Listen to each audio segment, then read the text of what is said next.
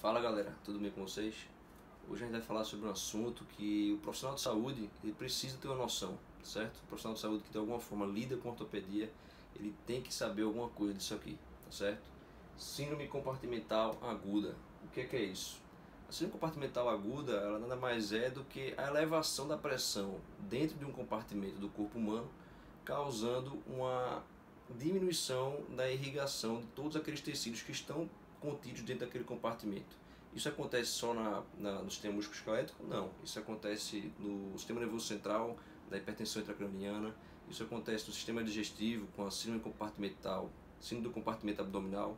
E acontece também no sistema musculoesquelético, conhecido como a síndrome compartimental aguda, tá certo? A síndrome compartimental aguda ela pode acontecer na perna, que é o mais comum, no braço, na coxa, no antebraço, no pé, na mão e até na coluna lombar, tá certo? Todas essas regiões elas têm diferentes compartimentos com diferentes estruturas, algumas delas têm só músculo, outras têm músculo, tendões, tem nervo, vaso, tá certo?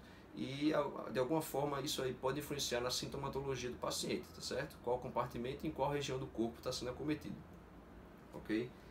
Então, como é que eu vou pensar, como é que eu vou diagnosticar a síndrome compartimental, tá certo? É muito importante que você tenha em mente os fatores de risco da síndrome compartimental, certo? São vários fatores de risco, a gente poderia preencher uma página dessa só de fator de risco, tá certo? Mas vou apresentar aqui dois cenários para você e vamos daí tentar memorizar mais ou menos o tipo de paciente que vai desenvolver síndrome compartimental, tá certo? Então imagine que você está no pronto-socorro, no seu plantão de ortopedia, o plantão está calmo, você está lá sentado, mexendo no celular, revisando alguma coisa. Chegam duas macas, uma senhora de 75 anos, acaba de ser trazida pela ambulância, caiu em casa, está com dor no quadril, fratura transtrocantérica de fêmur, tá certo? O outro paciente que chegou, um homem jovem de 30 anos, que estava andando de moto, se acidentou, bateu com um carro e está com a fratura de tíbia fechada, não foi fratura exposta, e está com dor naquele membro, tá certo? Quem é o paciente que é mais provável que possa desenvolver uma síndrome compartimental? Com certeza é o homem de 30 anos com a fratura de tíbia, tá certo? Não que a vozinha não possa desenvolver uma síndrome compartimental, pode, na teoria ela pode, mas o mais comum é que outras complicações possam vir para essa paciente com a fratura transtrocantérica, tá certo? Então, aquele paciente, o homem jovem de 30 anos com a fratura de tíbia, esse é o paciente mais típico para desenvolver a síndrome compartimental, tá certo? Por que homem e não mulher? Geralmente o homem realmente ele se arrebenta mais por aí, tá certo? Tem mais, já se envolve mais em acidente de trânsito e essas coisas. E também porque o homem geralmente ele tem uma massa muscular maior, mais hipertrofiada, tá certo? E esse é o motivo também porque é mais homens jovens do que homens velhos, tá certo? Homens idosos. Porque uma das explicações para isso é que os compartimentos no homem jovem e no homem idoso, eles têm mais ou menos o mesmo volume, só que as massas musculares nesse homem idoso e no homem jovem, elas são diferentes. O homem jovem ele tem uma massa muscular muito maior, tá certo? Que ocupa muito mais esse compartimento.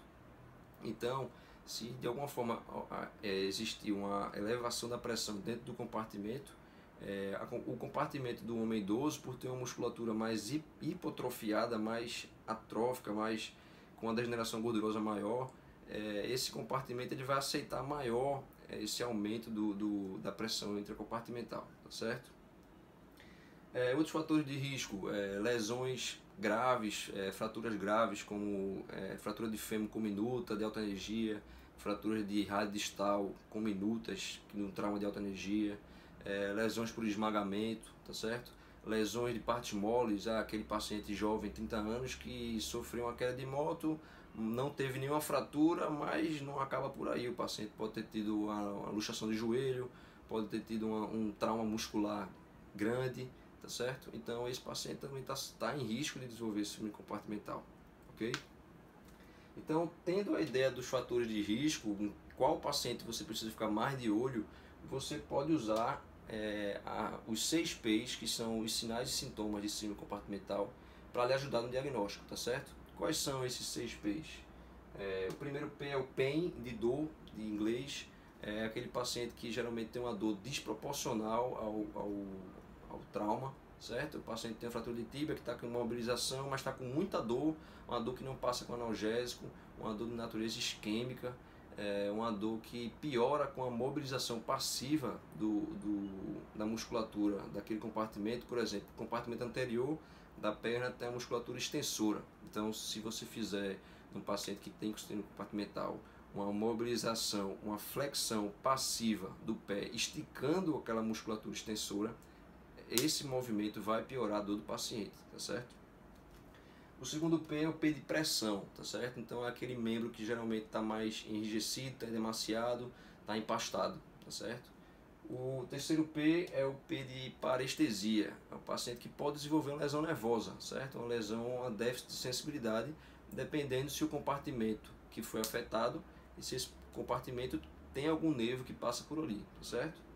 O outro P é o P de paralisia. Assim como houve uma lesão nervosa sensitiva, pode haver uma lesão nervosa motora e o paciente desenvolver paralisia daquela musculatura daquele compartimento. Os outros dois P's têm mais a ver com lesões vasculares, né, com comprometimento vascular, que seria o palidez do membro e a ausência de pulso, tá certo? Mas você precisa ter muito cuidado com esses 6 P's. Por quê? Porque você não vai esperar, você não quer esperar que o paciente apresente todos esses sinais e sintomas para você poder fazer alguma coisa, para você dizer, agora eu fechei o diagnóstico e agora eu vou fazer alguma coisa. Não, você não quer isso. Por quê? Porque se você esperar para o paciente apresentar paralisia, o paciente apresentar ausência de pulso diminuído naquele membro, o prognóstico desse membro, o prognóstico do paciente piorou muito, tá certo? Provavelmente você vai abordar esse paciente, você vai intervir, mas o resultado final não vai ser o mesmo, o paciente vai ter alguma sequela, tá certo? Então, de todos esses 6 P's, o P que você precisa estar mais atento, ter mais critério, avaliar direitinho, é o P da dor, de pain, tá certo? Ok, então em relação aos exames complementares, tem algum exame que possa lhe ajudar a diagnosticar a síndrome compartimental, já que o diagnóstico é muito clínico, os sinais e sintomas não são muito específicos, dor, aquela dor, e aí? Tem alguma coisa que pode lhe ajudar? Até tem, tá certo? Existem alguns instrumentos que podem medir a pressão intracompartimental e você sabendo a pressão intracompartimental, com alguns cálculos, você pode calcular o gradiente de pressão naquele compartimento, tá certo? O gradiente de pressão seria a diferença entre a pressão arterial média e a pressão intracompartimental. E esse gradiente ele tem que ser maior do que 30, tá certo? Então, essa medição ela não pode ser uma medição, você foi lá medir uma vez e viu que estava alterado, pronto, já vai fazer alguma coisa. Não, é uma medição que você tem que ir mais do que uma vez, às vezes medições contínuas, tá certo? E o que se recomenda é que se a gradiente de pressão for menor do que 30 em 2 horas, então você recomenda que você aborde esse paciente, que você trate ele como um paciente que tem síndrome compartimental, tá certo? Só que tem um porém aqui nessa medição. Recentemente no Instagram a gente fez uma enquete, botou lá os instrumentos de medição, perguntou para o pessoal quem conhecia aqueles instrumentos, quem já tinha visto, quem já tinha usado, e mais de 90% das pessoas responderam que ou nunca viram, ou não sabiam para que servia aqueles instrumentos, ou já até sabiam para que serviam, mas nunca viram sendo usados. E isso é verdade, porque aqui no Brasil a maioria dos centros não dispõe desses instrumentos, tá certo? O que reforça que você precisa saber a clínica, precisa estar atento, tá certo? A espectrometria, o que é isso? A espectrometria seria aquele oxímetro de pulso que de repente você que é ortopedista achou que aquilo ali nunca mais ia ser útil para você depois que você sai da faculdade e tal, mas não. Nos pacientes com síndrome compartimental, o oxímetro de pulso ele pode ser útil, tá certo? Se você comparar um membro afetado com um membro contralateral, geralmente a saturação distal no membro afetado vai estar diminuída em relação ao membro contralateral. Só que a espectrometria ainda não tem um valor definido, um valor que você pode dizer assim, abaixo desse valor aqui é síndrome compartimental, então vamos abordar. Então não tem isso ainda, tá certo? Mas é uma coisa que para o futuro pode ser que te ajude. E em relação aos exames de imagem, tem algum exame de imagem, raio-x, ultrassom, ressonância, tomografia, que possa ser útil para você diagnosticar o síndrome compartimental? Não. O diagnóstico realmente você tem que ir mais na clínica, tá certo? Ainda um exame que ainda pode ser útil num paciente com suspeita de síndrome compartimental, principalmente naqueles pacientes que têm ausência de pulso, membro pálido, é a arteriografia, tá certo? Mas de uma forma geral, exame de imagem não é tão útil na síndrome compartimental, ok? Em relação ao tratamento, aquele paciente, então, um homem jovem, 30 anos, acidente de moto, fratura de tíbia, está lá morrendo de dor, não passa com analgésico, não passa com opioide, você realmente acha que é uma síndrome compartimental e você está pegando o paciente na fase da dor ainda, ele não tem os outros sintomas, é aquele paciente que realmente, o que você fizer, se você fizer a coisa certa, você vai salvar o membro desse paciente, tá certo? Então, o tratamento vai ser a fasciotomia e ou as medidas auxiliares, tá certo? O que são essas medidas auxiliares? Vou dar outro exemplo, uma criança de 10 anos, fratura de tíbia, você acha que é uma redução fechada e o tratamento vai ser uma redução fechada e imobilização engessada. Então você foi lá, levou a criança para o bloco, falou com o anestesista, ele foi lá, fez a sedação, você fez a redução, fez o gesso, tudo direitinho, mandou ele para a sala de recuperação. Daqui a pouco lhe chamam de novo, dizendo que o paciente está urrando de dor, está com muita dor, já fez analgesia, o paciente está inquieto, o paciente está chorando e estão pedindo sua avaliação lá. Então você chega lá e qual é a sua principal hipótese? Que talvez aquele paciente esteja desenvolvendo uma síndrome compartimental, certo?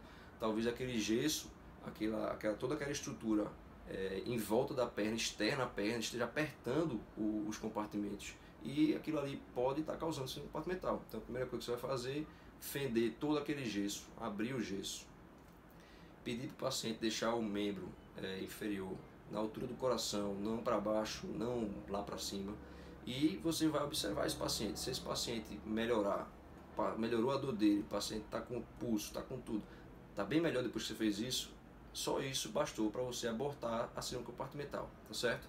Mas no nosso paciente, que é aquele homem jovem, 30 anos, fratura de tíbia fechada, está com a tala, imobilização, não está apertada a imobilização, e você está vendo que ele está desenvolvendo a síndrome compartimental, você vai submeter ele a uma fasciotomia, tá certo? A fasciotomia é um procedimento cirúrgico que você vai fazer a liberação dos compartimentos daquela região, tá certo? Então, tíbia, você vai fazer a liberação dos compartimentos da perna, que são 4, tá certo? O compartimento geralmente o mais acometido é o compartimento anterior, mas você vai fazer a liberação dos 4 compartimentos. Geralmente isso se faz com uma incisão dupla, tá certo? É uma incisão medial, uma incisão lateral, e você vai fazer uma incisão ampla, você vai ter que fazer realmente um talho grande desse paciente para você poder abrir toda a face, observar toda a musculatura daqueles compartimentos, observar se tem alguma lesão vascular, observar se tem necrose muscular, tá certo? Se tiver necrose muscular, você vai fazer um debridamento.